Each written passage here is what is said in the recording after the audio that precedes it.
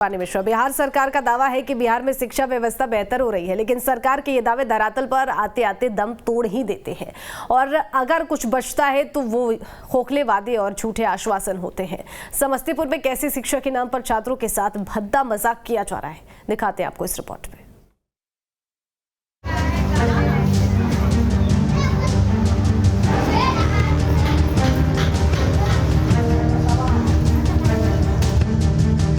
बिहार में सब पढ़े सब बढ़े के नारे सिर्फ चुनावी मंचों से ही शोभा बढ़ाती हैं। जमीनी सच्चाई यही है कि प्रदेश में आज भी शिक्षा व्यवस्था लचर है, बदहाल है।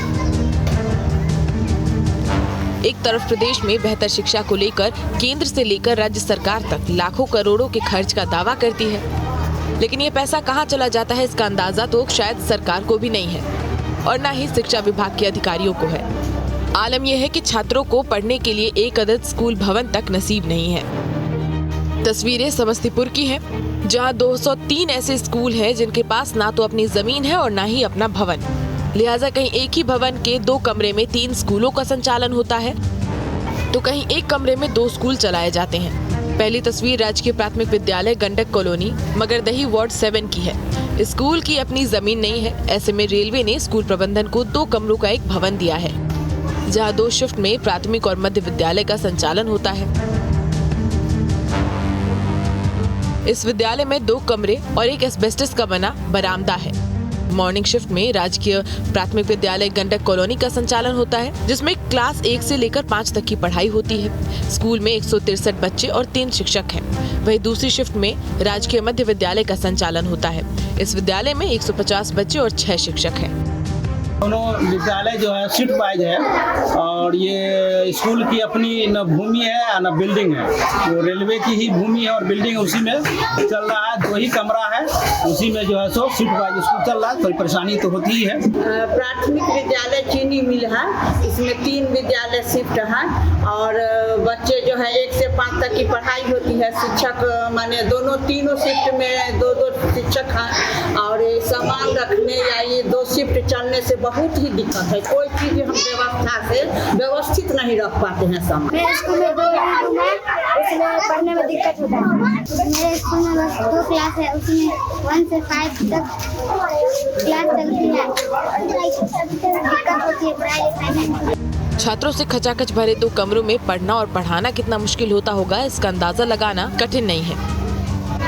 दूसरी तस्वीर शहर के चीनी मिल परिसर में चलने वाले स्कूल की है, जहां एक ही भवन के 2 कमरों में 2 शिफ्ट में 3 स्कूल चलाए जाते हैं। यहाँ मॉर्निंग शिफ्ट में प्राथमिक विद्यालय स्वीपर कॉलोनी का संचालन होता है। स्कूल में 86 बच्चे और 3 शिक्षक हैं। यहाँ 1ली से 5वीं तक की पढ़ाई होती है। वहीं नून शिफ्ट में एक कमरे में प्राथमिक विद्यालय चलता है, जिसमें 63 बच्चे और 2 शिक्षक हैं और इसी दौरान दूसरे कमरे में प्राथमिक विद्यालय मोती नगर का संचालन होता है। स्कूल में 24 छात्र हैं, जबकि 2 शिक्षक हैं। वह स्कूल के जर्जर कमरे में मिड डे मील भी बनाया जाता है। यहाँ बच्चों के लिए पीने के पानी तक की व्यवस्था नहीं है। सर यहाँ जो है भवन है, मतलब 2 ही कमरा है, टीचर 3 है, बच्चा ज़्यादा है, परेशानी तो होती है। छोटे बच्चे हैं, ज़्यादा टाइम नहीं दे पा रहे हैं, सही से क्लास नहीं हो पाती है, टीचर की कमी है और रेलवे का है। वह इन भूमिहीन और भवनहीन स्कूलों के बारे में जब जिला शिक्षा पदाधिकारी से सवाल किया गया तो उन्होंने ये कह दिया कि एक भवन में 3 स्कूलों के संचालन की जानकारी उन्हें है ही नहीं। अगर ऐसा है तो वो स्कूल को शिफ्ट कर देंगे।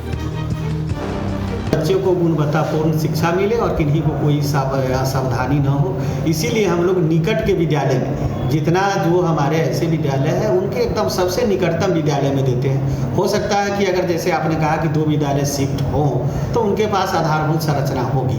अगर ऐसी नहीं है तो हम एक बार आकलन कर करके इसको पुनः तोड़ करेंगे। अगर जिला शिक्षा पदाधिकारी को ही जानकारी नहीं है कि उनके जिले में किस बदहाली में छात्रों की पढ़ाई होती है तो यहाँ की शिक्षा व्यवस्था भगवान भरोसे ही है। अब देखना ये होगा कि खबर दिखाने के बाद भी शिक्षा विभाग इन स्कूलों की कायाकल्प करने को लेकर कोई पहल करता है या नहीं। समस्तीपुर से मंटू रॉय के साथ bureau report, news 8 Bihar Jharkhand.